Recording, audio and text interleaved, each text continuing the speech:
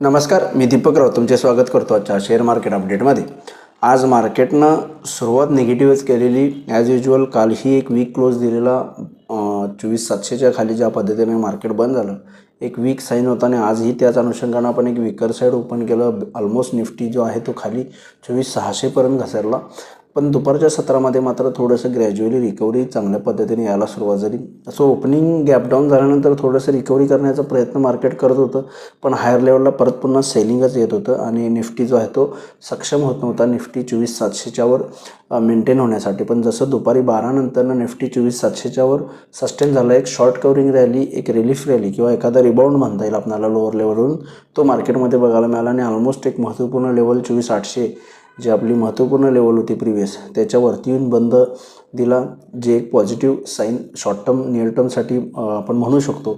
कालही मी व्हिडिओमध्ये म्हटलं की निफ्टी जो आहे तो ओव्हरसोल्ड झोनमध्ये आहे। PCR पुट कॉल रेशो एकदम एक्स्ट्रीम ओव्हरसोल्ड लेवलला गेले आणि any point of time Nifty जो आहे तो कदाचित रिबाउंड देऊ शकतो, पण टेक्निकली मार्केट वीक आहे, पण ओव्हरसोल्ड झोनमध्ये आहे, त्यामुळे थोडंसं कन्फ्युजन सिच्युएशन आहे आणि रिबाउंडची शक्यता आहे। त्याच पद्धतीनं आपल्याला एक रिबाउंड बघायला मिळाला। निफ्टी जसं 24,700च्या वर मेंटेन राहिला, मार्केटला फर्दर रिकव्हरी आणि कवरिंग आलं आणि एक चांगला रिबाउंड निफ्टीनं जवळपास 100 पॉईंट 150 पॉईंटचा रिबाउंड निफ्टीमध्ये मिळाला। बँक निफ्टीमध्ये सुद्धा जवळपास 150 पॉईंट पॉझिटिव्हमध्ये आणि सेन्सेक्स 450 पॉईंट पॉझिटिव्हमध्ये जाऊन बंद झालं।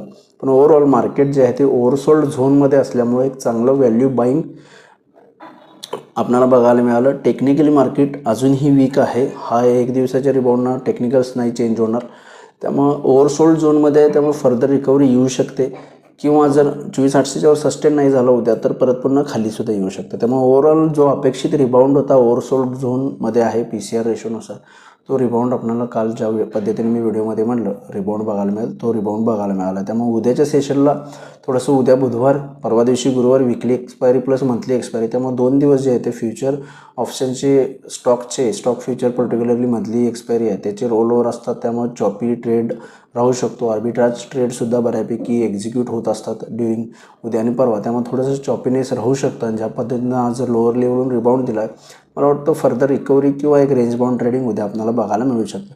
त्यामुळे उद्या टेक्निकल लेवल्स बघायला झालं तर निफ्टी 24,800 850 खास करून 24,850च्या वर मेंटेन राहिला तर 25,000पर्यंतची रिकव्हरी शक्य होऊ शकते मार्केटमध्ये। जर 24,850च्या वर मेंटेन राहिला तर 25,000पर्यंत जाण्याचे चान्सेस निफ्टीमध्ये आहेत। 24,800च्या खाली निफ्टी परत पुन्हा मेंटेन राहिला तर परत पुन्हा 24,700 पहिला सपोर्ट आहे आणि त्याच्या खाली गेला तर 24,600 जो आज चालू आहे तिथंपर्यंत निफ्टी येऊ शकते। त्यामुळे 24,850च्या वरती 25,000पर्यंत जाण्याचे चान्सेस, 24,800च्या खाली मेंटेन राहिला तर 24,700 पहिला सपोर्ट, त्याच्या खाली 24,600पर्यंत निफ्टी येऊ शकते। या अनुषंगानं तुम्ही थोडंसं ऑब्झर्व करून ट्रेड करू शकता। बँक निफ्टीमध्ये सुद्धा आज ऑलमोस्ट दिवसभर 56,000 जो आहे ती लेवल एंटायर दिवसभर मेंटेन राहिली।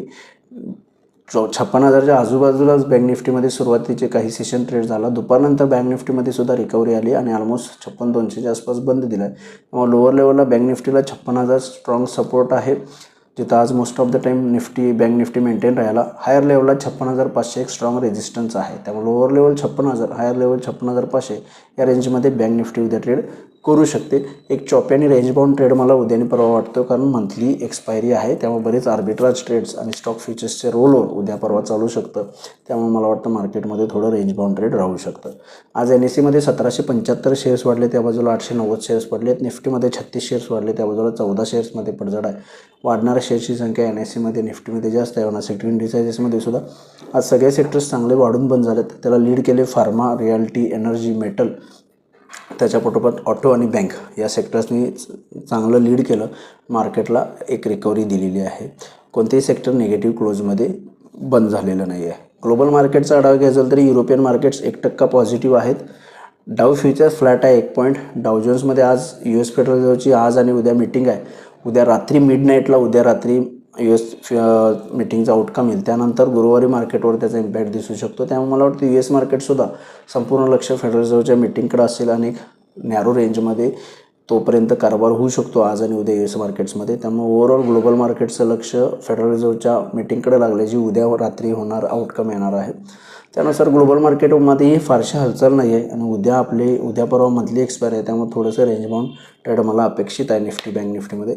तर बघूया मार्केट्स उद्या कशा पद्धतीने बिहेव होते. माझा व्हिडिओ ऐकला त्याबद्दल धन्यवाद. माझा व्हिडिओ जास्तीत लाईक करा, शेअर करा, माझ्या चॅनल सबस्क्राईब करून डेली अपडेटसाठी बेल आयकॉनला क्लिक करा. धन्यवाद.